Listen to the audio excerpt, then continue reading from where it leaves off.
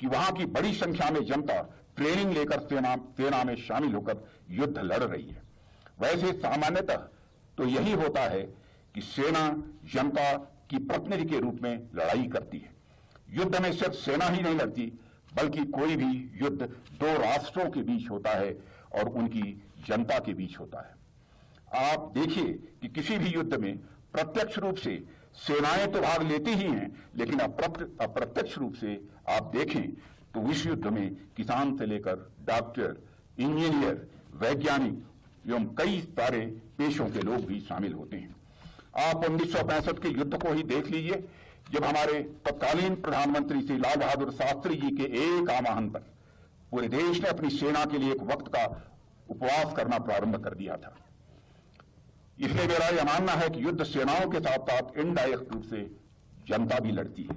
लेकिन हाल ही के दिनों में युद्ध जिस तरीके से लंबे खिंचते जा रहे हैं, आने वाले समय में जनता को सिर्फ इनडायरेक्ट रूप से ही नहीं बल्कि डायरेक्ट रूप से भी युद्ध में शामिल होने के लिए तैयार रहना चाहिए। और मेरा यह मानना है कि जनता को इस बात के लिए मानसिक रूप से तैयार रहना होगा कि वह जब भी राष्ट्र को उनकी आवश्यकता पड़े, वह सेना की सहायता करने के लिए वह सदैव तत्पर रहें।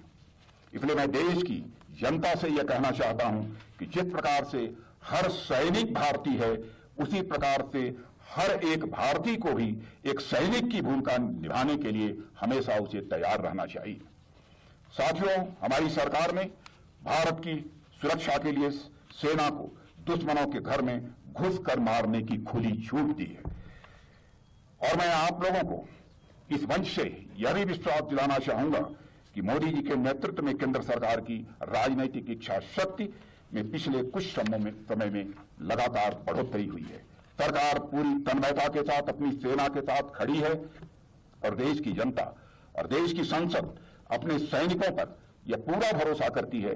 और साथियों, आज कारगिल विजय दिवस पर मैं एक बात हमारे देशवासियों से जरूर कहना चाहूंगा, और वह यह कि राष्ट्र का मान सम्मान और इसकी प्रतिष्ठा हमारे लिए किसी भी चीज से ऊपर है और इसके लिए हम किसी भी हद तक जा सकते हैं। और मैं याद दिलाना चाहता हूं कि हम उन बजरंगबली के उपासक हैं जो सूर्य को भी चुटकियों में निगलने की क्षमता रखते हैं, पर साथ ही हम बजरंगबली की भांति मर्यादित और धर्म से अनुशासित भी हैं। 26 जुलाई 1999 को युद्ध जीतने के बाद भी हमारी सेनाओं ने अगर यलोसी पार नहीं किया तो वह इसलिए कि हम शांति प्रिय हैं। भारतीय मूल्यों के प्रति हमारा पूरा विश्वास है और अंतर्राष्ट्रीय कानूनों के प्रति हमारी प्रतिबद्धता है। उस समय अगर हमने यलोसी पार नहीं किया तो इसका मतलब यह नहीं था कि हम यलोसी नहीं पार कर सकते थे। हम यलोसी पार कर सकते थे और हम यलोसी पार कर सकते हैं, और जरूरत पड़ी तो भविष्य में यलोसी हम पार करेंगे।